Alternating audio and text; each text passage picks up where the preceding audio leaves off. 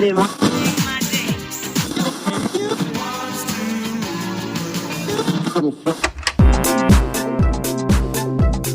Começa agora o VAT60, o podcast de tecnologia que nunca fica obsoleto.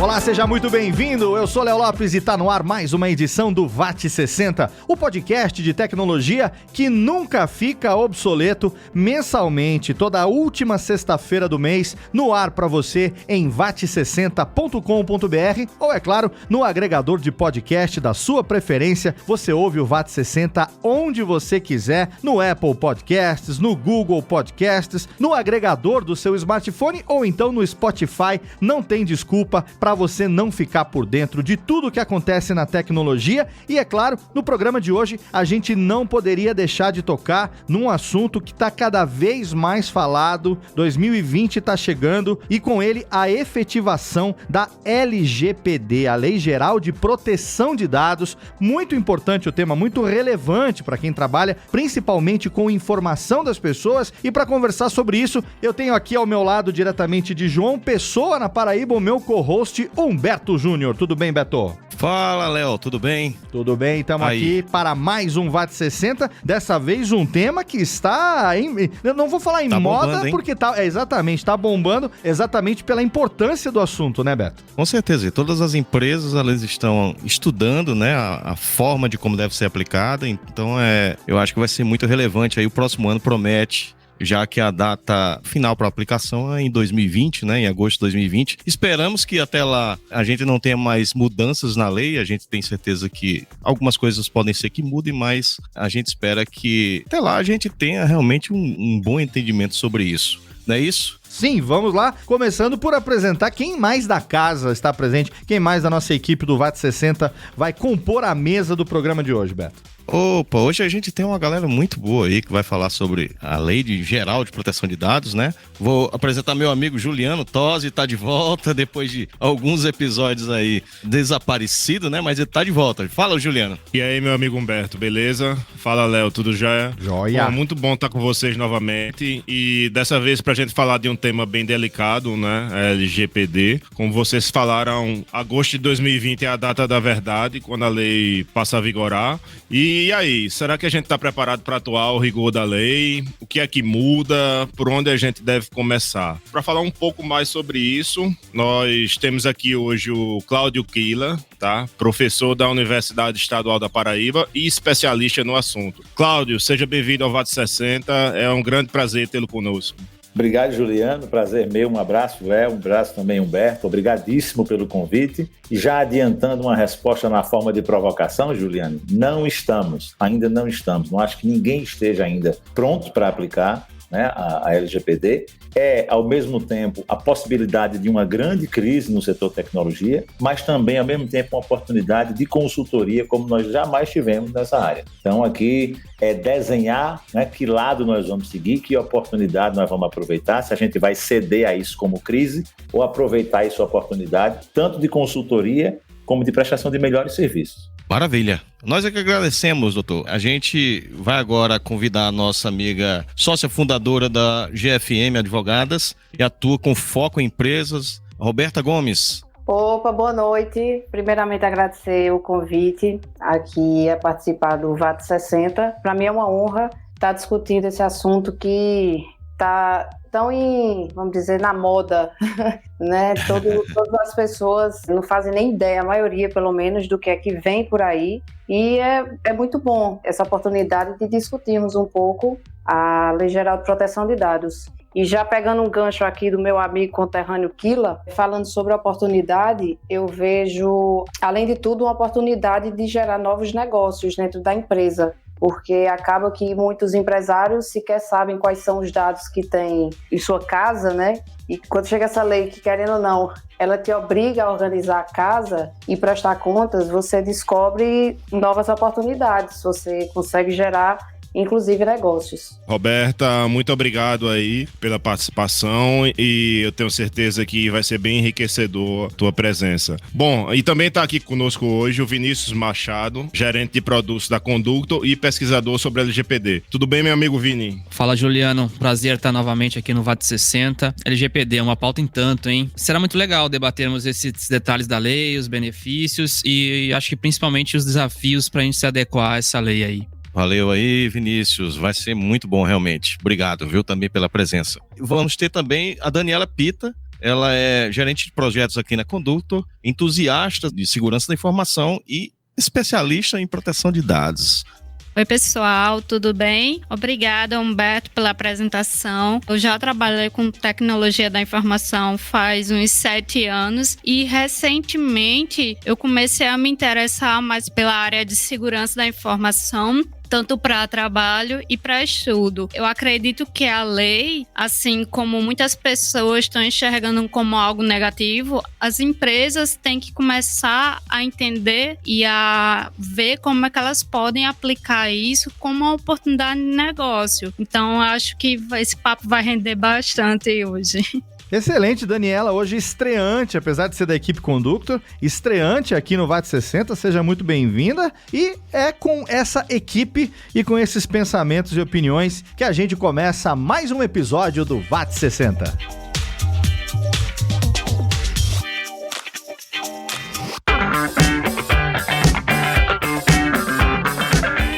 Lei Geral de Proteção de Dados. Nunca antes na história das internets se falou tanto dessa lei que vai entrar em vigor em agosto do ano que vem. E como o próprio Dr. Cláudio falou aí, não estamos preparados, estamos preparados. Até que ponto a gente vai poder começar isso com uma certa tranquilidade? O Humberto levantou a possibilidade bastante tranquila no nosso país de nada mudar até lá no aspecto legal aqui no país, no Brasil.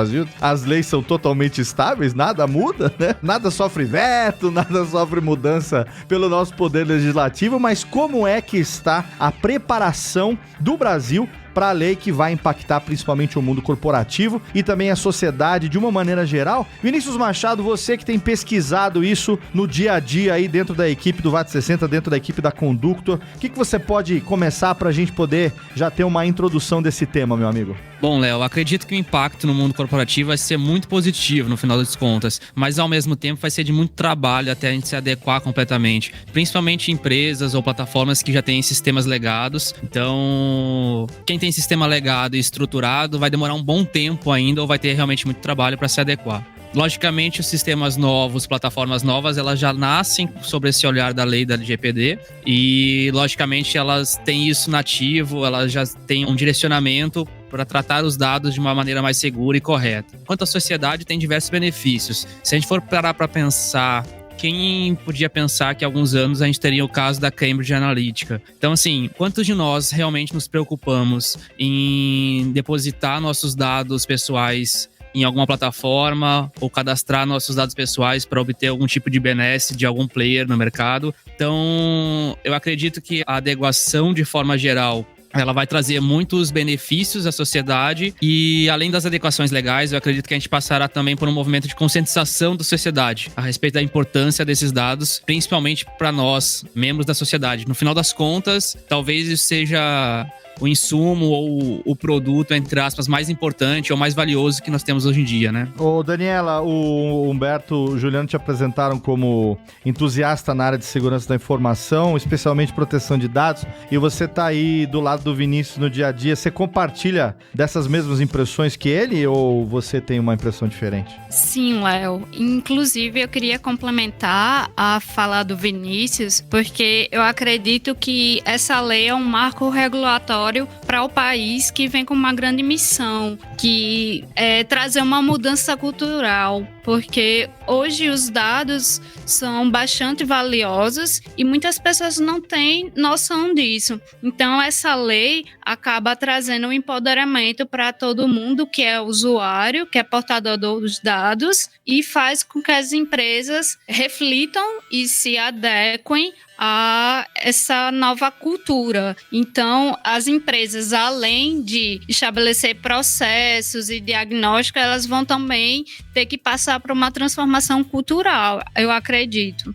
Muito bem. Agora vamos conversar com as pessoas que estão ali no dia a dia da lei, né, Dr. Cláudio, e também a Roberta. Dr. Cláudio, queria a sua impressão, você já falou no começo do programa, fez uma breve provocação, não estamos preparados, então eu vou estender a pergunta para: estaremos, pois, preparados daqui a um ano, ou é muito improvável que isso aconteça e a gente só vai saber dos efeitos da LGPD à medida que ela for sendo implantada depois já na prática, hein? Pois é, eu acho que essa é uma pergunta importante e eu acho que é bem provável que muitas das empresas... Veja só, eu tive uma surpresa muito boa. Eu estive vivendo na Europa até o ano passado, estava lá na virada da chave, né, do Regulamento Geral de Proteção de Dados, que é a sigla do modelo normativo que adotou-se na Europa. Em inglês fica GDPR, né? Mas em Portugal, onde eu estava, é Regulamento Geral de Proteção de Dados. Acompanhei esse movimento de baixa conscientização, depois de conscientização crescente, né, como a Daniela vem falando aí, e depois da virada de chave do movimento maior de conscientização, e agora já nos últimos tempos com a aplicação de sanções e multas. Enfim, é um movimento realmente crescente. Eu acho que esse impacto a gente sente, vai ter um primeiro sentimento que é muito claro, principalmente para meus colegas do direito. Eu tenho dupla nacionalidade, né? Eu sou do direito e da computação. Então, eu sou bilíngue, né? Tá todo mundo na mesma página, né? Para os meus colegas do direito, eu acho que aqui vai vir uma mudança muito forte de atitude em termos de trabalho interdisciplinar. Eu acho que nenhuma oportunidade de consultoria até agora no Brasil exigiu tanto trabalho interdisciplinar de verdade. Um advogado sozinho não pega este projeto de conformidade em proteção de dados pessoais e leva ele do 0 ao 100 sozinho. Da mesma forma, uma empresa de tecnologia, sem esta interação interdisciplinar com o advogado, com o gestor de projeto, falando de algumas competências, não é uma simplesmente. Então, acho que esse é um elemento muito importante, a força do trabalho interdisciplinar, né, para esses projetos, mas acredito que sim, até agosto de 2020, não sei se a gente pode falar em conformidade 100%, mas graus de maturidade em conformidade muito altos até agosto, eu tenho confiança. Para quem está já começando a rascunhar esses projetos, ver, como a Roberta lembrou no começo, que muitas vezes o impacto, embora tenha esse impacto negativo no processo de conformidade, algum investimento para fazer, dos riscos de multa que há, sempre acontece das pessoas, órgãos públicos e entidades privadas, descobrirem nos dados que têm e que não sabiam que tinham, riqueza que pode gerar inteligência de negócio que até então eles não tinham. Então, acho que é uma possibilidade de encarar isso sob o lado bastante positivo, sabe? Perfeito. A gente fala de conformidade, de compliance e tal, e Roberto também, doutor, eu vou evitar ficar chamando vocês dois de doutores o programa todo, porque senão vai ficar uma formalidade aqui, mas também, sendo justo, doutora Roberta Gomes está conosco. Essa carreira sua direcionada exatamente para que as empresas consigam chegar nessa conformidade, Roberta, eu queria que você compartilhasse um pouco com a gente, na sua experiência do dia a dia, os pontos que você acha que são os mais delicados e, talvez por esse aspecto, não sei se o delicado é o mais difícil de ser conformado ou não, ou ser regulado ou não, mas que as empresas precisam prestar atenção porque, digamos, são pontos-chave da lei ou pontos mandatórios que precisam ser trabalhados antes de qualquer coisa. Antes de tudo, eu acredito que a maior dificuldade vai ser na mudança de cultura, realmente, do Brasil como um todo. No segundo ponto, existem alguns tratamentos de dados, por exemplo, os dados sensíveis, que são dados referentes à saúde, dados biométricos, genéticos, dentre outros, que eles precisam de uma autorização especial. E vai ser difícil que as pessoas que já lidem hoje com esses dados, eles entendam que eles vão ter que rever o seu negócio. Sim. Por isso que eu te falo que, para mim, a mudança de cultura e o empresário que já trata esses dados, ele tem a consciência até agosto do ano que vem, porque, como todo brasileiro, sempre se aplica uma descrença que a lei aqui não vai vingar, não. E vai sim, porque a lei ela vai ser aplicada. Como vem sendo já em outras áreas da proteção de dados, que não é apenas a Lei Geral de Proteção de Dados, temos também o Marco Civil da Internet, que trata também dessa questão. Temos o Cadastro Positivo, que é mais recente, sua aprovação, o próprio Código de Defesa do Consumidor. Então, assim, é uma área muito grande para se trabalhar e que as pessoas, os empresários como um todo, eles tenham essa consciência. E para o cidadão, que é para quem a lei foi feita, eu só vejo benefícios. só benefícios para o cidadão por conta de como que as informações da pessoa física vão ser preservadas daqui para frente. Mas também vai ter uma necessidade de mudança de postura, né? Porque a gente viu recentemente aí o exemplo daquele aplicativo que envelhecia, rejuvenescia as pessoas e tudo mais. Um dos tantos que a gente vive no nosso dia a dia de ceder informações na internet em troca de joguinhos e coisinhas da modinha que todo mundo gosta de fazer e tal. E não para pensar que ali, em troca de uma brincadeira, ele está cedendo grande parte de coisas que, num cruzamento de informações, poderiam não só revelar a respeito dele, mas principalmente o uso indevido dessas informações. Então, tem que ser trabalhado também, não sei se através de campanha, como é que vocês enxergam isso. E aqui eu estendo da Roberta a pergunta para quem quiser também participar já dessa extensão, que não só as empresas têm que se adaptar, mas a necessidade também de trabalhar o comportamento das pessoas, que nós somos, enfim, a população da internet, né? Isso, e uma questão que a lei trouxe é justamente a autodeterminação informacional. Então, o usuário, nós, cidadãos, nós teremos de volta o nosso poder sobre aquilo que é nosso, né? Então, nós teremos o direito, a partir de agosto do próximo ano, a se opor a determinado tipo de requerimento de dados que seriam completamente desproporcionais à prestação daquele serviço. Então, você traz para o cidadão realmente um poder que nunca deveria ter deixado de ser dele. Ô, Léo, mas se você me permite, essa questão que você colocou é muito interessante, conscientização do cidadão. Eu trabalho no ecossistema, digamos assim, global de governança de internet, que é o Fórum Mundial de Governança de Internet, a ICANN, que é a organização internacional que coordena a distribuição e atribuição de nomes de domínio. Certo. E como a gente vive no meio de organizações não governamentais de proteção de direitos digitais, muitas mesmo. E aí você fica meio viciado nesse ambiente, porque é um ambiente de pessoas altissimamente conscientizadas da importância desses direitos, né? E eu acho que, eu tento me policiar muito, porque isso que você falou é a realidade do dia a dia do cidadão brasileiro. Sim. Nós temos talvez aí 1.500 ativistas de privacidade no Brasil, muito conscientes, utilizando ferramentas que dão alto grau de proteção às suas informações pessoais, refletindo 1000 vezes antes de confirmar o acesso de um aplicativo aos seus dados pessoais, e 209.500.000 pessoas que não estão dando essa importância ainda, né? E como eu costumo dizer que a parcela de quem nós somos é cada vez mais expressa por esses dados que estão em formato digital, sim, parte da necessidade de intervenção e de ação da agência, assim que ela for colocada em funcionamento a partir de dezembro desse ano, vai ser exatamente o que você lembrou, um trabalho de conscientização junto ao cidadão. Olha, tem coisa mais importante do que você imagina nesses dados pessoais. Senão você tem um ótimo modelo de proteção. Nosso modelo de proteção de dados pessoais não é ruim, está bem construído. Mas sem a conscientização do cidadão, nós vamos ficar aqui restritos àqueles 1.500 ativistas de privacidade e o grosso dos dados pessoais dos brasileiros, qual o risco de ficar ainda sem essa proteção. Esse é um ponto-chave que você tocou aí. É uma questão cultural, porque você imagina, eu tenho um exemplo muito próximo aqui da minha vida pessoal, de um amigo meu querido, que recentemente mudou para uma residência. A primeira coisa que ele fez, a gente mora aqui no interior de São Paulo e tal, né? Alugou uma casa grande. Falou, vamos encher de câmera a casa. Então pegou um sistema lá, botou lá 10, 12 câmeras espalhadas, jardim, porta, entrada, portão, rua de cima, rua de baixo. Maravilha. Tá um cara preocupado com a segurança, tem família, empresário, não sei o quê, ok, bacana. Aí, pô, olha, botei aqui na minha casa, tô cheio de câmera, legal, bacana. Aqui tá no celular, monitoramento em tempo real, HD que filma 24 horas, dá pra 2 meses sem... Tudo bem, maravilha. Aí, fim de semana, tá tomando uma cervejinha. Olha como eu fico bonitinho aqui. Olha eu 20 anos mais velho. Olha como eu fico aqui 20 anos mais novo. Pois é.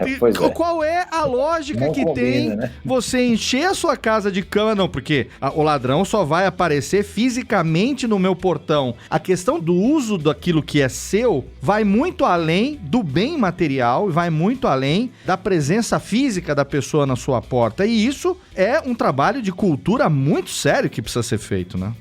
E ele é de cultura, pra gente no Brasil, talvez ainda mais difícil pelo fato de que nós estamos entrando na primeira, digamos, esta é a nossa primeira onda de discussão sobre proteção de dados pessoais. Sim. E a gente está importando uma lei do ambiente europeu que já vai para 40 anos de proteção de dados pessoais. Só isso. Né? Então, eles estão ali na terceira onda, tem gente que diz segunda, tem gente que diz terceira onda de proteção de dados pessoais. Digamos, a primeira hipótese que a gente pode destacar como mais significativa de proteção de dados pessoais foi um julgamento na década de 80 na Alemanha, em respeito aos dados de um censo escrito em papel. Né? O que eu estou dizendo é o seguinte: a primeira preocupação do cidadão alemão com seus dados pessoais, de vulto, assim, significativa, que vale a pena registrar na história, é quando os dados ainda eram analógicos. A gente sequer teve essa experiência no Brasil. A gente já parte para a proteção de dados pessoais tendo o mundo digital na cabeça. O mundo analógico já não nos serve mais. E é curioso porque assim, a lei não faz diferença entre registro analógico e digital. Se um médico tem lá suas fichas de paciente todas escritas no papelzinho, esses papéis, né, e esses dados que estão ali naqueles papéis continuam sendo objeto de proteção. Mas o mundo já é tão diferente que a gente só está pensando... A gente pulou uma geração. É isso que eu quero dizer no final das contas. A gente pulou uma geração de construção de conhecimento do que deveria ser um dado pessoal, de como deveria ser o nível adequado de proteção e de como deveria ser a minha postura, que é isso que você toca. A minha postura como cidadão na defesa, né, da integridade desses dados pessoais. Não impede da gente construir um ótimo modelo de proteção de dados e, afinal de contas, o mundo virou digital mesmo. Então, o que vai valer a partir de agora é a forma como a gente encara essa proteção no mundo digital. Mas é como os colegas estão dizendo aí, a transformação cultural é muito importante agora e a Agência Nacional vai ter um papel relevante, porque ela tem alcance nacional, é setor público, goza daquela credibilidade, né, de ser um agente público em defesa do titular de dados. Então, vai fazer muito aí um papel parecido com o que os PROCONs e o Sistema de Defesa do Consumidor fizeram na década de 90. Tem um outro exemplo também que eu gosto sempre de citar nas minhas aulas. Ultimamente a gente tem visto aí que essas grandes empresas, Facebook, Google, os grandes, né? O Instagram, o WhatsApp, até mesmo o Telegram, a gente vê diversos tipos de vazamento de dados, né? Eu converso com algumas pessoas, né, e digo, olha, você sabe que você está sendo gravado 24 horas e tudo que você fala ali no Instagram, ele está processando aquilo tudo, está transformando aquilo ali em publicidade direcionada. O cara diz, mas eu não tenho nada que esconder, eu não falo nada demais. Então, esse tipo de preocupação, ou a falta da preocupação com dado, isso é que mais me impressiona nesse caso. Como é que a gente vai transformar a cabeça dessas pessoas de uma forma que ele vai ter que realmente se preocupar com o dado dele? É muito comum a gente chegar numa farmácia hoje em dia e o cara te pedir um CPF para te dar um desconto, por exemplo. Pô, é difícil você pensar, para onde esse dado está indo? Como é que você está cuidando desse meu dado? Então as pessoas não se questionam com relação a isso, e isso é muito preocupante, né? Pra gente refletir realmente como o governo, que é o cara que tá fazendo a ação em cima disso, ele vai motivar a população a realmente seguir as regras, né, para se ter privacidade nesse país, né, Daniela? Eu acho que é porque muitas pessoas não perceberam o valor que os dados pessoais têm. Elas não percebem que as empresas ganham dinheiro com isso. Então, a partir do momento que elas começam a entender que o CPF que eu coloco ali na farmácia, ele vai gerar uma promoção específica para mim, ou vai compartilhar meus dados com outras farmácias e vai me fazer comprar mais, então as pessoas não pensam sobre isso. Então acho que as pessoas não entendem um pouco do valor dos dados pessoais que elas têm, né? É aquela história, né, que a gente conhece, é meio clichê dizer, mas não existe almoço grátis, né? Então o Google não ia te dar um e-mail com 15 GB para você ter todos os seus e-mails ali de graça se ele não tivesse tendo algum retorno com isso. O Facebook não ia estar hospedando todas as suas imagens que você coloca diariamente, ou seus posts. O Instagram, esse aqui não ia mesmo, porque para você hospedar imagens na internet é caro de se manter. Então, cara, tem um custo em cima disso. Não tem como você pensar que de repente isso tudo tá vindo de graça e que não tem de onde tirar o dinheiro para se pagar isso, entendeu? Aproveitando o gancho da farmácia, que é um exemplo que Cláudio já sabe, inclusive, que eu gosto de usar, eu acredito que a partir do momento que as pessoas entenderem o impacto que aquelas informações compartilhadas indevidamente vai gerar na vida delas, elas vão realmente, nós cidadãos, vamos começar a ver de outra forma. A começar, quando você dá um CPF na farmácia, vai comprar, por exemplo, eu vou comprar um remédio de um cardiopata, que é meu pai, que ele não está podendo, e constantemente eu vou lá, compro aquele remédio e dou meu CPF na farmácia. Posteriormente, eu vou tentar um plano de saúde, vou fazer um contrato com um plano de saúde. E daí eu tenho ou um valor majorado ou o plano de saúde negado. E a que se deve isso? É um compartilhamento indevido. Então, a farmácia pegou aquele CPF, aquela informação daquela compra, partilhou com o plano de saúde e gerou um impacto negativo e errado na minha vida. Perfeito. Então, quando realmente o cidadão entender que aquelas informações fornecidas em todos os lugares, sem o devido cuidado, aí realmente eu acredito que a mudança de cultura vai acontecer. O caso que a Roberta traz, e eu sei que ela gosta muito do caso das farmácias, Beto, talvez seja mais didático do que o e-mail grátis ou do Instagram. O das farmácias é massificado, sim. Ele importa no valor pecuniário que você economiza efetivamente, né? E talvez seja mais fácil para o cidadão perceber, porque esse primeiro obstáculo que a gente está enfrentando é exatamente o cidadão perceber o valor que os dados dele têm, inclusive um valor que é redutível a dinheiro, porque você não oferece um desconto simplesmente porque o sujeito forneceu, né, um CPF. Você não oferece esse desconto de graça, como se diz, não tem almoço grátis. Quando o sujeito sabe que em troca do CPF vem um desconto, talvez ele comece a enxergar ali mais fácil do que quando você dá um endereço de e-mail para ele ou uma conta do Instagram, que aquele dado vale dinheiro. Infelizmente, o impacto negativo ele também só vai perceber quando vier uma consequência dessa que a Roberta comentou aí. Quando o plano de saúde dele aumentar, né? Quando de repente for negado o seguro de saúde dele, porque ele anda compartilhando a situação de saúde e o histórico de saúde está mostrando, né, que ele é um cliente que não é interessante para o plano de saúde, inclusive uma vedação legal expressa na norma nesse sentido, mas que depende de auditoria. Então parece que infelizmente os efeitos negativos só vão começar a ser sentidos quando o cidadão estiver percebendo na pele aí que a utilização desses dados pode ser e tem sido já utilizada, por enquanto, para dar inteligência de mercado, informação melhor sobre ele, né, para os grandes players, para os grandes agentes aí. Mas daqui para frente, para discriminar mesmo e atingir a esfera de direitos dele. Na verdade, como tudo na segurança da informação, só funciona depois que você tem algum impacto, né, no seu negócio, né, ou na sua vida, e aí você realmente cai na real de que você precisa se adequar. Mais ou menos assim que funciona, né? Infelizmente vai ser preciso esse impacto negativo, mas eu acho que a autoridade, a partir da hora que ela tiver constituída, esse ambiente de ativistas de privacidade é um ambiente muito positivo no Brasil. Infelizmente ele ainda é um ambiente de nicho. Talvez eles não estejam conseguindo fazer a voz chegar mais na frente. Uma autoridade, uma vez constituída, acho que já pode melhorar essas campanhas para ela atingir aí mais gente. Atualmente a gente vê uma certa anuência do cidadão em que seus dados sejam coletados e compartilhados, né?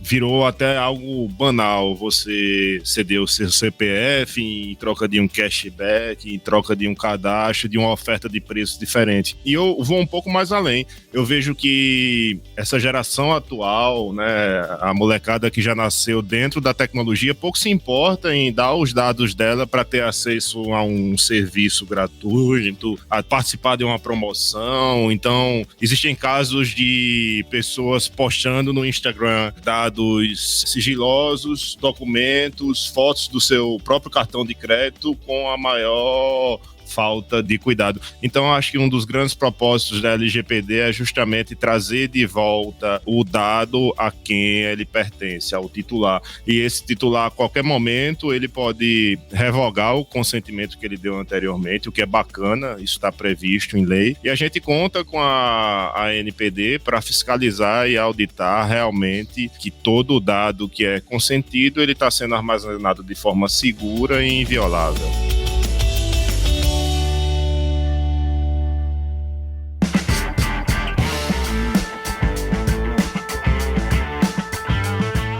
A gente falou sobre farmácias, falamos sobre Google, falamos sobre as grandes empresas que detêm muitos dados, né? Isso fora do Brasil, obviamente, né? Mais na frente a gente vai ter algumas perguntas relativas a isso também, saber como é que realmente funciona essa coisa no Brasil. Hoje a gente sabe que a GDPR, ela atua também em outros países que detêm dados de europeus. Eu queria depois perguntar também para o pessoal se no Brasil vai funcionar mais ou menos dessa forma. Eu acredito que sim. né?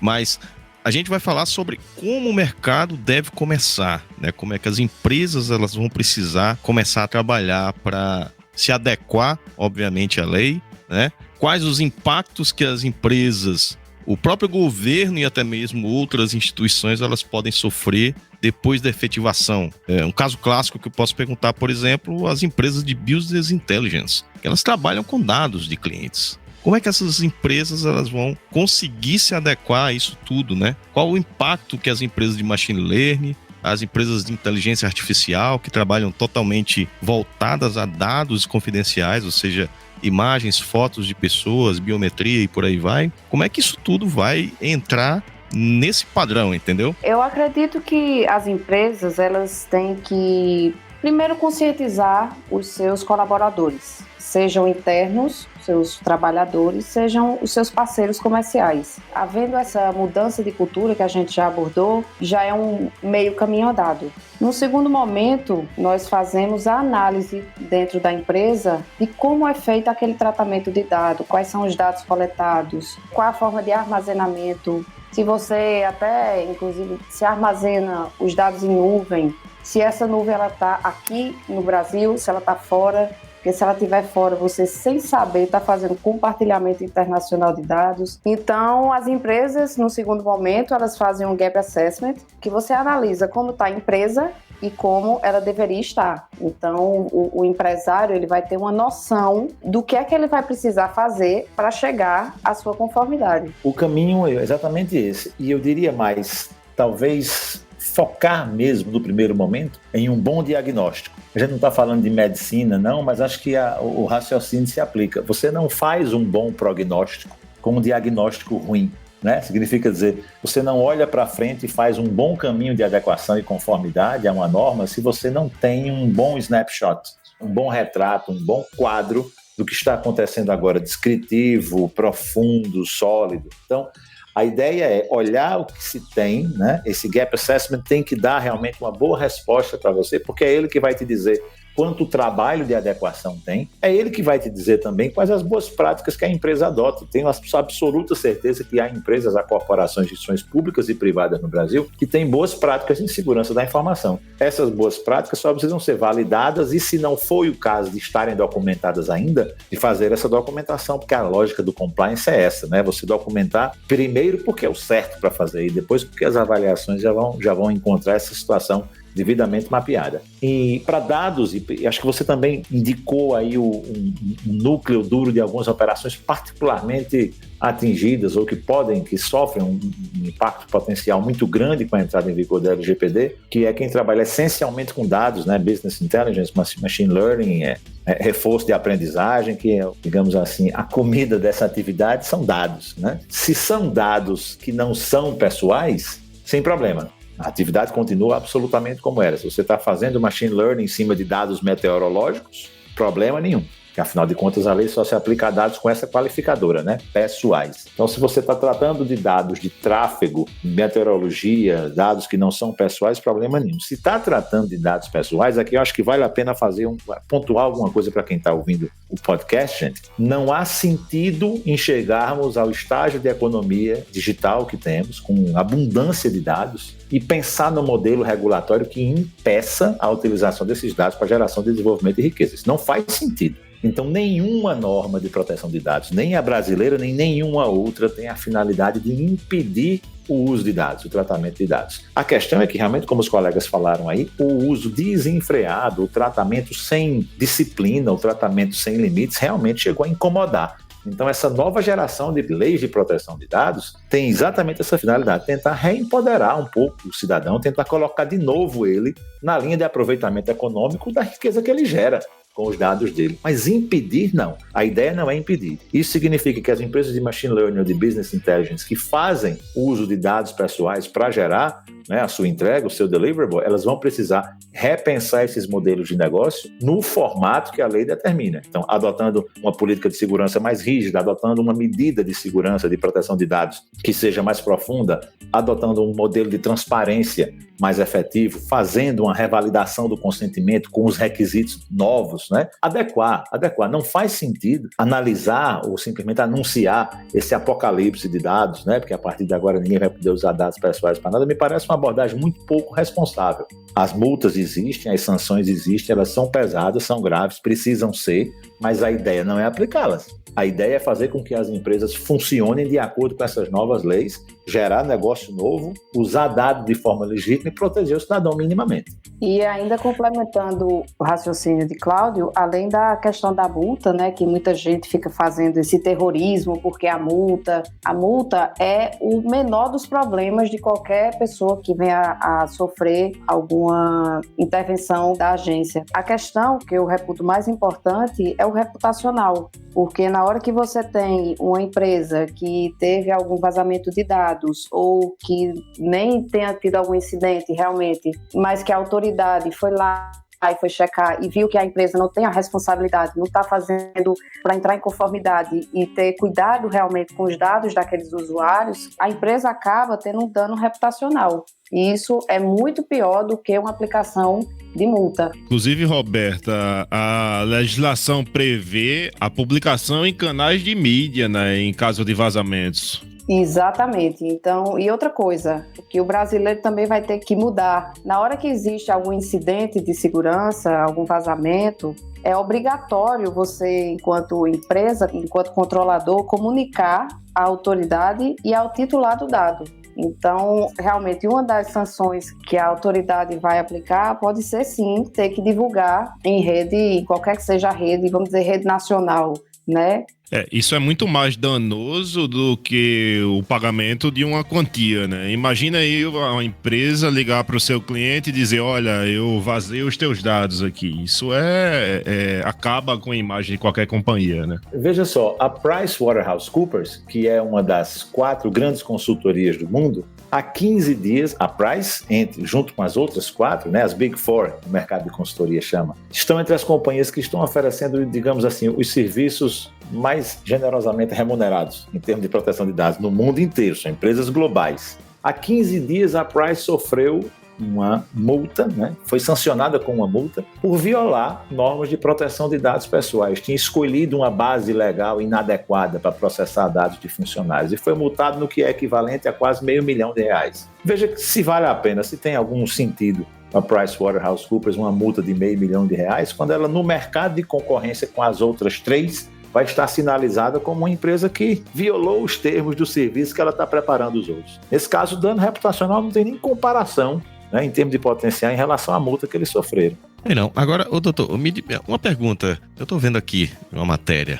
Olha só, dados pessoais de 2,4 milhões de usuários do SUS são vazados na internet. Isso foi em abril de 2019. O governo vai pagar multa para o governo? Como é que funciona isso? A multa para o setor público ela foi excluída. Se você for lá no artigo de responsabilidade e de sanções, as sanções que se estendem ao poder público não incluem a multa. O que a princípio pode parecer que enfraquece, né, fragiliza, desidrata, digamos assim, o dispositivo da sanção, mas abre-se a possibilidade de aplicação de uma sanção que não tem na iniciativa privada, que é a aplicação de improbidade administrativa. Essa é uma penalidade, inclusive, mais severa. É a aplicação de multa interna entre o poder público, pelo que se entendeu aí na última aprovação, ainda sujeita a essa última avaliação de veto, né, do Congresso Nacional em relação aos vetos do Presidente da República. Quer dizer, significa que isso ainda pode mudar, mas não acredito que esse modelo que exclui a multa do poder público vai ser alterado. Acho que esse é o cenário definitivo mesmo. Aplica-se, né, a gente atrai a possibilidade de outras sanções de improbidade administrativa. Entendi. Mas aquele usuário que se sentiu lesado, em cima da lei, ele pode, por exemplo, processar o Estado em cima dessa incidência? Nenhuma dúvida. Essas penas de que a gente está falando aqui, que o Estado foi isento, né, em agência, órgão público, essa é uma multa administrativa prevista da lei. Não significa dizer que a indenização, numa ação de reparação civil comum, não seja devida, não. A ideia era aplicar essa multa via agência, mais alguma restrição de direito, impedimento de funcionar a base de dados, suspensão da base de dados. No caso de poder público, suspende-se essa multa, mas implica em improbidade administrativa Mas isso tudo no corpo, digamos assim, do que é lei de proteção de dados estrita. Se esse vazamento de dados causou um dano ao cidadão, ele pode, sem nenhum prejuízo, procurar o Poder Judiciário e ajuizar uma ação de indenização. Aí a reparação civil pura, aí vai se quantificar o prejuízo que ele teve, e no caso de um vazamento desse, se é um vazamento, por exemplo, que está associado àquela oferta, né, de produtos ou de crédito consignado, que é o caso da Previdência, é o caso que a gente tem, um dos dramas do Brasil hoje, né, que é aquela oferta de consignados a quem acabou de se aposentar. Se isso causa um dano, o sujeito tem condição de receber indenização do Estado. Confesso a você que não é talvez o caminho mais rápido, né, porque essas indenizações devidas pelo Estado brasileiro, a forma de pagamento delas sempre desestimula o cidadão a buscar, mas enfim, esse direito em tese ele existe. Para falar ainda sobre esse vazamento que você trouxe, ele tem um agravante, né? São dados sensíveis, são dados de saúde. Talvez, por mais que você receba alguma indenização do Estado, o dano que aquele vazamento causa na vida de algumas pessoas, pelo tipo de informação, seja eterno, porque eles são discriminatórios muitas vezes. Por isso que eles são tratados como dados sensíveis. O setor de saúde, ele tem esse agravante realmente. O prontuário médico, ele é tratado de forma diferenciada. E por isso o cuidado tem que ser dobrado e redobrado, justamente por poder causar discriminação a esses usuários. Por isso que quando a gente fala de LGPD, a gente foca muito no meio tecnológico e a gente esquece um pouco do mundo físico, que entram instituições como governo, hospitais, correios. Então, com relação à proteção de dados pessoais, também temos que ter esse cuidado com o que a gente disponibiliza em documentos, em fichas, em consultórios, em correios também, que a gente coloca os nossos dados, porque de alguma forma esses dados podem ser vazados, eles muitas vezes ficam visíveis para todo mundo que chega numa mesa e vê uma pilha de papel e você vê o nome de uma pessoa, um CPF. Então, também tem que ter esse cuidado com o meio físico.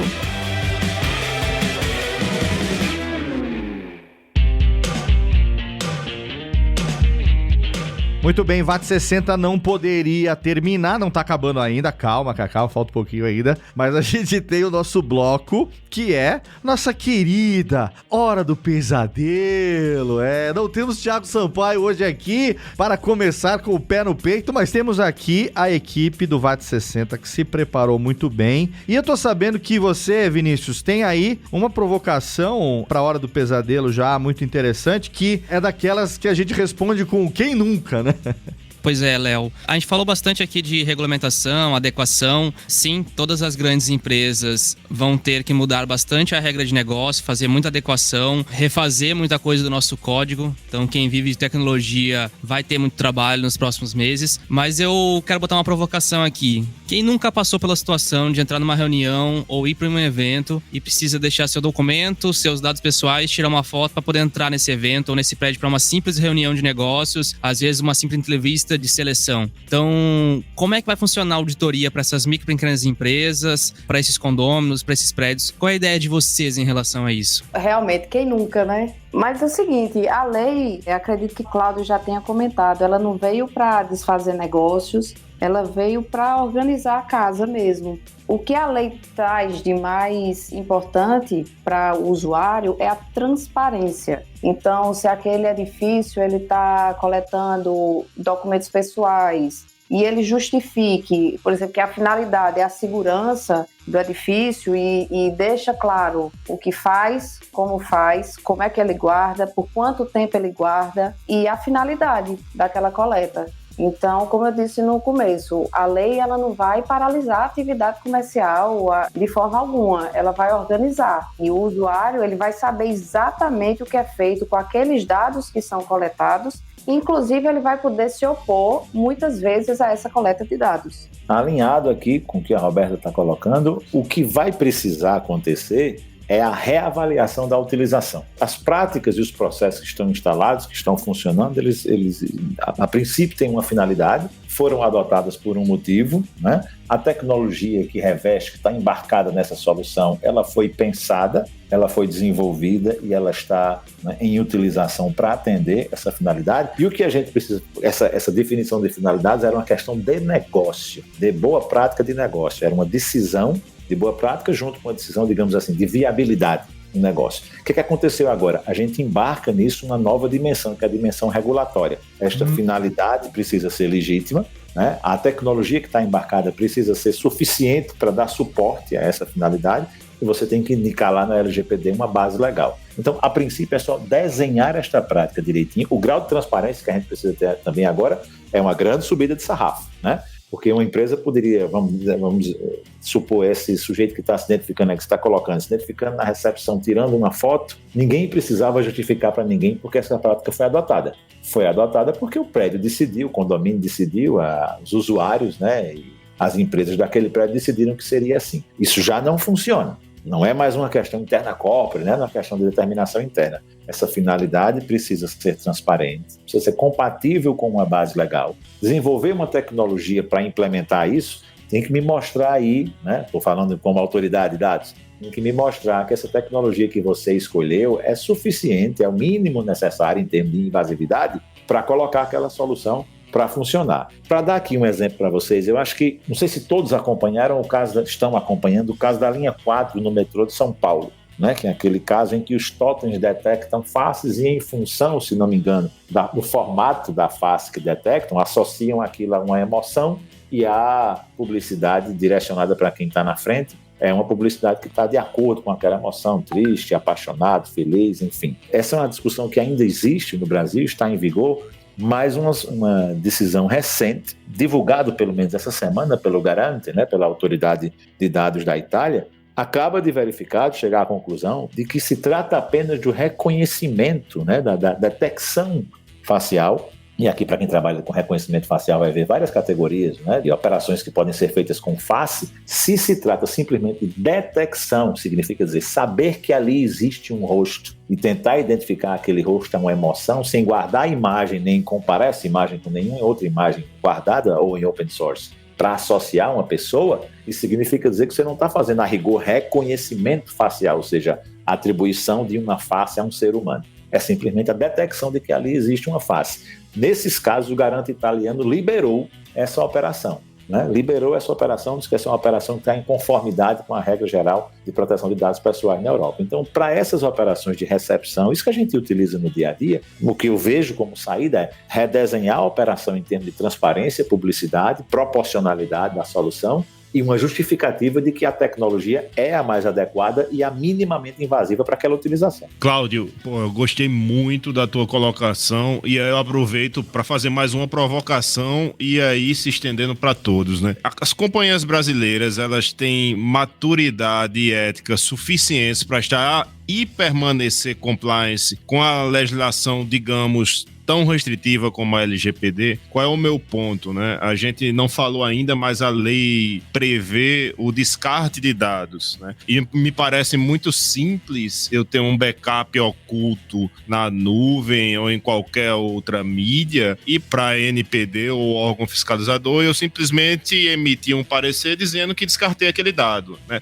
Então, o brasileiro é conhecido pelo famoso jeitinho brasileiro. Será que a gente não vai ter muito jeitinho brasileiro acontecendo apenas para dizer eu estou compliance com a LGPD, mas por dentro de casa você não está? Posso falar mais um pouco sobre isso, complementando de uma forma até mais contundente. Será que na hora da fiscalização não vai ter o jeitinho brasileiro também para dizer que aquele cara está compliance? Então, essa preocupação também aflige o brasileiro, né? A gente vê, sabe como as coisas funcionam, não sei como isso realmente vai se dar, se realmente a efetivação disso vai realmente funcionar. Então, eu acho que também em cima dessa tua preocupação, Juliano, eu acredito que essa da fiscalização é um ponto também a se pensar, né? Como realmente isso vai se efetivar realmente. Olha, eu não quero dar a vocês uma falsa ilusão. Eu sou brasileiro, sou nascido e criado no Brasil, trabalho no Brasil, e compartilho todas essas preocupações que vocês têm.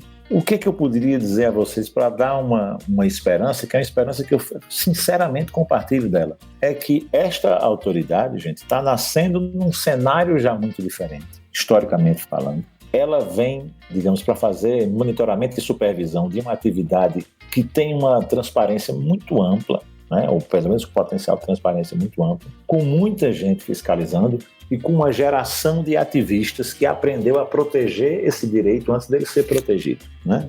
A geração aprendeu a desenvolver proteções a esse direito antes dele ser estatuído mesmo, assim, determinado em lei. Aliás, vou além, esses ativistas foram as pessoas que ajudaram a construir a lei. O que significa dizer que a gente tem um potencial realmente de ter uma atuação de uma agência que diferente. Eu confio mesmo. Eu não vou tapar sol com a peneira, nem diminuir a preocupação de vocês, porque é a preocupação de cidadão que é a mesma minha. Eu conheço esse jeitinho, eu sei como é que funciona, né? Mas eu acho que a gente tem essa esperança de que uma agência constituída num momento histórico diferente, o monitoramento e supervisão do terceiro setor, que é muito importante nesse caso, podemos construir aí um modelo de reparação que não, assim, que não venha a sucumbir a essas mesmas tentações que infelizmente fazem parte de outros cenários aí no Brasil. A gente não pode estender assim, essa pecha de mau funcionamento e às vezes até de má fé a todo mundo no setor público, mas é um problema, esse problema no Brasil convive historicamente com ele, mas eu tenho essas razões assim, objetivas para acreditar que a gente tem condição de construir um modelo de agência regulatória que atue de forma diferente aqui. Há, inclusive, a possibilidade da gente instituir canais de comunicação para fiscalização remota, né? Porque, veja só, vamos colocar essa questão do backup oculto em perspectiva e imaginar uma empresa europeia que depois do procedimento de fiscalização se descubra que mantinha esse processo de backup lá oculto, batch, offline, que ninguém viu nunca. Se isso vem a público e essa base é utilizada eventualmente depois, essa empresa quebra. A multa vai ser aplicada aqui no valor, pela má-fé, vai ser aplicada no valor máximo, né? Então, se a gente consegue transpor essa noção para o Brasil, eu creio que a gente tem condição de estar olhando para um modelo diferente que não padeça dos mesmos vícios, né, que a gente tem ao longo da história. Na minha visão, o maior fiscal da LGPD é o próprio cidadão, né? Porque imagina se você tem o seu cadastro encerrado em determinada empresa, teoricamente seus dados têm que ser descartados e 1 mês, 2 meses depois você recebe um contato daquela empresa lhe oferecendo algum tipo de serviço. Então, obviamente, a NPD vai disponibilizar canais de comunicação para que o próprio cidadão faça a denúncia. Então, faz parte da nossa responsabilidade social fiscalizar e fazer com que essa legislação realmente seja cumprida a rigor. Veja de novo a semelhança que ela tem com o Código de Defesa do Consumidor. Em 90, o Código de Defesa do Consumidor, eu não sei quantos habitantes o Brasil tem em 90, mas imagino que fosse da ordem de 180 milhões. Então, em 90, o Código de Defesa do Consumidor criou 180 milhões de novos titulares de direitos. Direitos novos que não existiam antes, não. Então, o fato dele ter criado essa quantidade de titulares de direito e dado a esses titulares canais de comunicação para exercer esses direitos foi fundamental para que 30 anos depois, gente, a gente tenha no Brasil um cenário completamente diferente, muito mais positivo, muito mais favorável ao consumidor e, de uma forma geral, um mercado de consumo mais saudável no Brasil. 30 anos depois, um mercado que era absolutamente hostil a uma reclamação do consumidor se transformou completamente. É rigorosamente o caso da LGPD, gente. Nós temos uma norma que hoje, de acordo com os últimos números de censos brasileiros, 210 milhões de titulares de novos direitos. Eles precisam estar conscientes para fazer com que esse modelo ande, né? Mas a rigor são 210 milhões de fiscais aí para que esses direitos funcionem. Eu sei que reclamar um direito seu de proteção de dados não é tão simples quanto reclamar um direito de consumo, que era muito evidente. É 100 gramas a menos um pacote de feijão, né? É uma conta mal cobrada no cartão de crédito, né? É um débito indevido na sua conta. Isso é mais visível para o cidadão. No caso de proteção de dados pessoais, a complexidade desse direito não está ainda ao alcance de todo mundo. Mas mesmo assim, são 210 milhões de novos titulares, todos eles com a possibilidade de construir, né, essa rede de proteção para a gente ter um uso mais saudável de dados pessoais no país. Muito bom. Sobre o funcionamento disso nas empresas, eu já ouvi uma conversa que algumas empresas já têm a LGPD 100% rodando. O caso da Ambev. Pelo que eu sei, a Ambev ela já está há pelo menos uns 2 anos já compliance com a LGPD. Isso é verdade? Existe realmente empresas que estão 100% compliance com a LGPD? E ainda pergunto mais, será que daqui até agosto de 2020 as empresas vão realmente conseguir chegar lá? Ou isso pode ser um mito, isso pode acabar gerando um transtorno geral em cima dessa aplicação da lei, né? E a pressão em cima disso, ela pode, sei lá, gerar um problema muito maior. Primeiramente, eu acho que nenhuma empresa vai conseguir estar 100% em compliance. Acredito ser humanamente e tecnologicamente impossível. Por outro lado, eu acredito que daqui para 2020, como você perguntou, eu acho que também não, as empresas vão estar, muitas ainda vão estar naquela esperança de não, vamos deixar para o final, vamos ver o que é que acontece, deixa para escanteio. Então, acredito que 60%, 70% no máximo já vão estar com os primeiros passos dados, mas inconformidade total ou inconformidade 100% no que é possível, também não. Mas o que a autoridade, a partir de agosto, ela vai querer e vai observar é se as empresas, elas já estão trabalhando para atender aos requisitos da lei. Então, vai pesar realmente a boa-fé e a demonstração. Estamos aqui trabalhando, estamos desenvolvendo nosso código de conduta, nós estamos fazendo o que é possível para entrar em conformidade como requer a lei. Como a norma de proteção de dados, a reforma já está em vigor na União Europeia desde 2018, é possível que algumas empresas que operam no Brasil, que estão sediadas ou que operam também na União Europeia, já tenham, por força de lei, se adequado à norma de proteção de dados de lá. E nesse caso é muito como a norma europeia, em alguns aspectos, é inclusive mais restritiva do que a do Brasil. Por causa desse arranjo, por causa dessa dinâmica, é possível que essas empresas, por estarem em conformidade lá na União Europeia, já estejam se considerando 100% em conformidade no Brasil. Eu não acho que é uma, digamos assim, uma conclusão precipitada, uma conclusão lógica até, mas isso não dispensa essas empresas de fazerem a verificação e a documentação do que estão fazendo no Brasil também. Se já estão em conformidade com as normas de proteção de dados da União Europeia, ótimo para as autoridades de dados da União Europeia. Para cá é preciso produzir essa documentação de novo, fazer essas verificações. Muito provavelmente o trabalho vai ser mínimo, porque essa conformidade já existe, né? Essa adequação já existe. Talvez seja esse o caso aí do comentário que você ouviu a respeito da Ambev. Você tocou num assunto interessante. A gente também tem uma legislação de proteção de dados em vigor na Califórnia, né, que é a CCPA, se eu não me engano. E exato, algumas empresas norte-americanas que operam no Brasil já usam isso como artefato, mas até mesmo essas empresas que já estão compliance com a CCPA, elas, por operarem no Brasil, elas vão ter que estar compliance com a LGPD também. Tem sim. A questão de aplicação territorial, você tocou lá no começo, não sei se seria a hora da gente voltar agora, né? Mas é muito interessante. Nós estamos, de novo, a gente traz aquele cenário de economia global. Nesse cenário de economia global, essa disputa pela aplicação territorial da lei, às vezes ela fica bem flagrante, bem patente em todos os textos de lei. A rigor é para ser mais simples. A ideia é o seguinte: direcionou serviços ao país, ou direcionou serviços aos cidadãos do país, ou fez alguma operação de coleta, tratamento ou processamento no país, o país quer reclamar a jurisdição para si. É um princípio natural, talvez não seja nem muito difícil de entender, né? Se você mira serviços para o país ou para os cidadãos, a jurisdição do país quer ter a prerrogativa de proteger aquele cidadão. Então isso tem acontecido no mundo inteiro. Onde as normas estão em vigor, que elas são mais rigorosas do que o Brasil, o que é que vai acontecer? As empresas que operam aqui e lá, imagino que terão pouco trabalho de adequação. Normalmente será de produzir documentação para a conferência da autoridade brasileira ou para verificação direta, se a gente está falando de um canal automático de fiscalização, né? Se está num país em que não há proteção de dados pessoais, aí o trabalho vai ser maior. Mas, a rigor, essas empresas... E não há muita diferença, não. Se a gente colocar empresas que, por exemplo, atuam em 3, 4 jurisdições distintas, essas normas de proteção de dados, gente, elas têm uma anatomia muito semelhante, né? Escopo, aplicação territorial, sanção, existência de necessidade de DPO, requisitos de segurança. A anatomia dela, o conteúdo é sempre muito parecido de um lugar para outro. Nenhuma estabelece um requisito específico de segurança.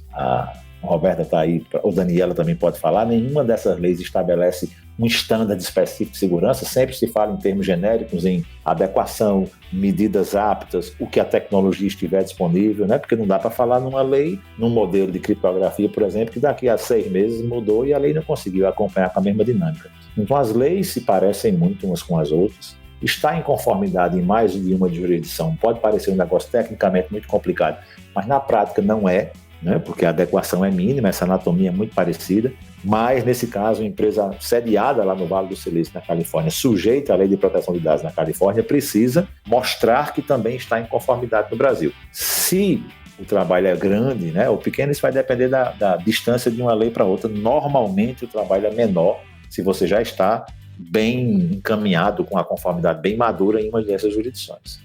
Cláudio, é um assunto muito novo para todo mundo ainda, e eu vejo muitos casos que mencionam a LGPD que falam que a lei é muito genérica, então que a gente precisa entender, estudar um pouco mais a aplicabilidade da lei, e eu sugiro se espelhar bastante nos casos que já estão sendo atuados lá na Europa, porque se eu tenho uma empresa de um segmento de tecnologia, eu vou começar a olhar os casos que aconteceram lá na Europa, que possivelmente as empresas levaram alguma multa, e tentar começar a me adequar justamente por onde elas começaram a falhar. Então, eu acho que cada um ainda tem um pouco de interpretação sobre a lei, por isso que é tão importante ter um time multidisciplinar nas empresas para tratar sobre o assunto, advogados, pessoas de tecnologia, pessoas do RH, pessoas de governança, riscos e compliance. Então, é um time que vai cada um trazer a sua visão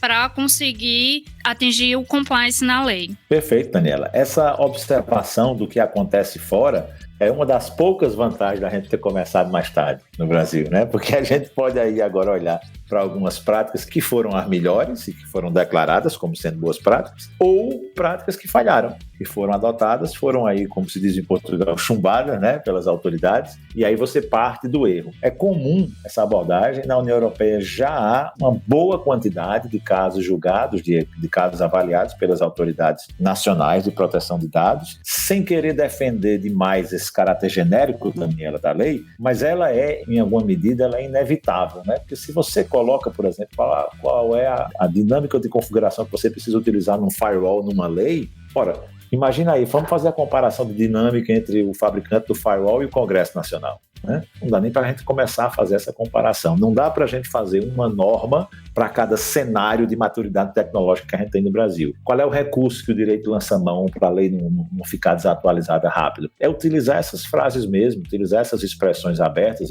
esses conceitos abstratos, e aí tentar fazer com que esse conceito abstrato vá sendo preenchido ao longo do tempo com a expressão, no caso da gente tecnológica, que couber naquele momento histórico, né? Naquele cenário. Isso é um recurso que o direito lança mão, a técnica legislativa lança mão, para a lei não ficar desatualizada muito rápido. Ela tem um inconveniente, eu nem quero esconder de vocês não, tem um inconveniente de você, por exemplo, como uma profissional de tecnologia, olha para a lei e diz, tá, medidas aptas, que medidas são aptas para garantir a segurança da minha base de dados? A lei não te dá essa resposta, né? E aí isso vai sendo construído exatamente na casuística, na atuação da agência, né?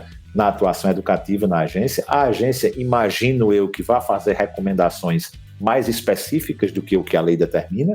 A lei é muito genérica, a gente espera que a agência seja mais específica, mais focada, mais concreta. Por quê? Porque a agência não precisa fazer uma alteração legislativa, né, a cada semestre. A lei está lá, enquanto aquelas expressões genéricas dão conta do recado que a gente precisa, em termos de diretrizes gerais, a agência pode ir atualizando, né, essas orientações à medida que a tecnologia vai mudando. A ideia, né, abstratamente o conceito funciona bem, vamos ver na prática como é que a gente vai ficar. Roberta e Cláudio, vocês acreditam na prorrogação da data de início de vigência da LGPD? Não, até porque inicialmente, quando a lei foi sancionada, ela deu prazo de 1 ano e já foi estendido realmente para 2 anos, já por conhecer o brasileiro, né?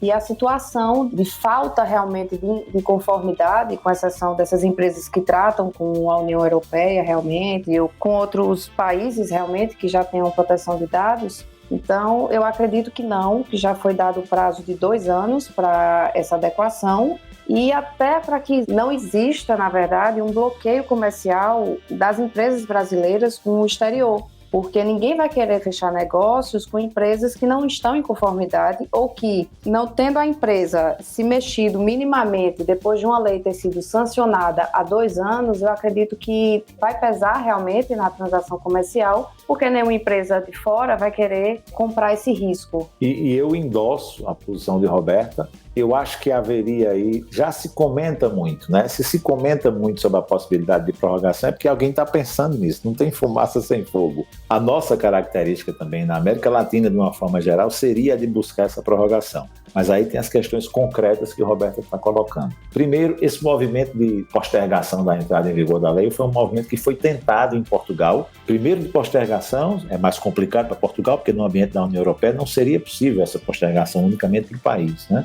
Depois, a tentativa de tirar o poder público do âmbito de incidência da lei, tudo falhou. Nada em termos de prorrogação funcionou na União Europeia. E aí essas questões que o Roberto pontua são muito concretas e são questões de negócio. O Brasil é observador da Convenção do Conselho da Europa para a Proteção de Dados, né? Almeja sair da condição de observador, integrar, né, essa convenção, almeja entrar na Organização para a Cooperação Econômica e Desenvolvimento. Uma das condições para ingressar nessa organização internacional é ter um framework de proteção de dados em vigor, incluindo a agência com independência e autonomia, e a comercialização, comércio, livre comércio, inclusive o próprio livre tratado de comércio que foi negociado pela Presidência da República, alardeado aí como uma grande vitória diplomática da Presidência da República, depende, entre outros fatores, para entrar em vigor, do Brasil ter o sistema de proteção de dados funcionando, inclusive com a agência autônoma independente. Então, talvez, se fosse depender da nossa índole, né, estaríamos olhando para outro adiamento, postergação desse limite. Mas como tem esses fatores comerciais muito objetivos, eu estou alinhado aqui com o Roberto e acho que essa lei entra em vigor no prazo em que ela está prevista, realmente.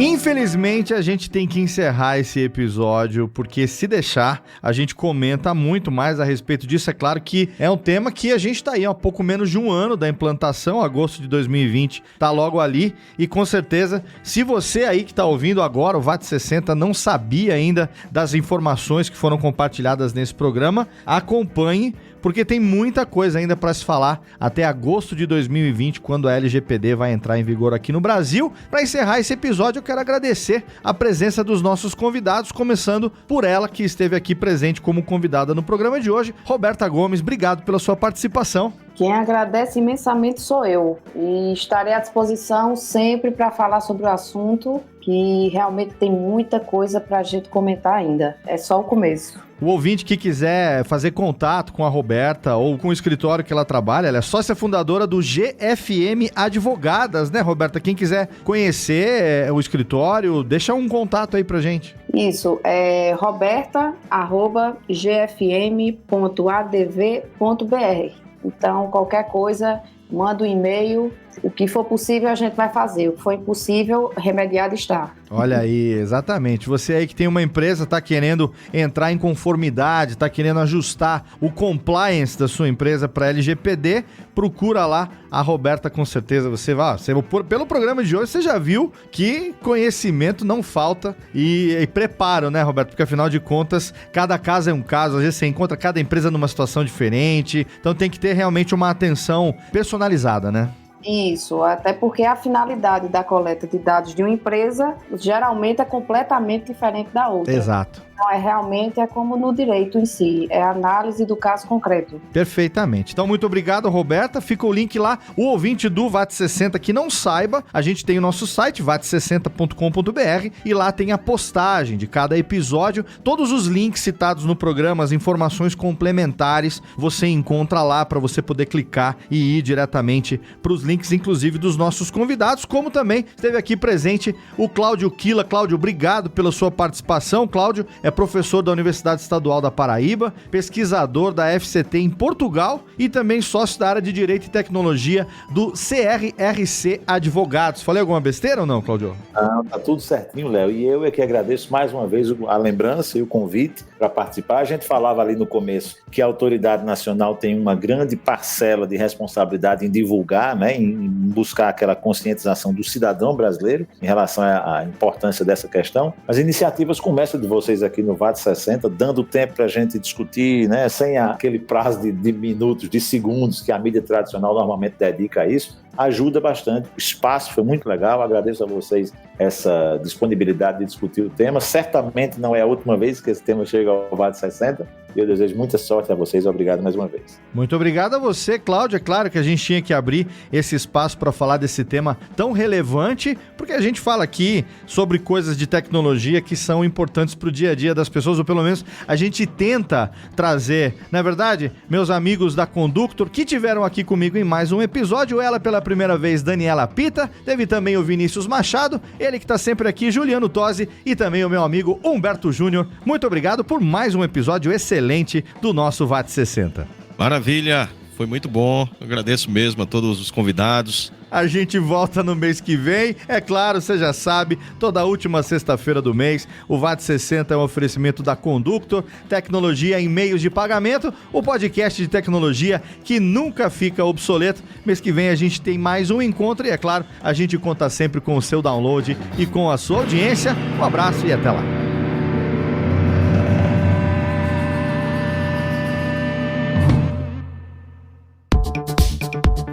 Você ouviu o VAT 60, trazido até você pela Conductor Tecnologia em Meios de Pagamentos. Acesse www.vat60.com.br e nos siga nas redes sociais.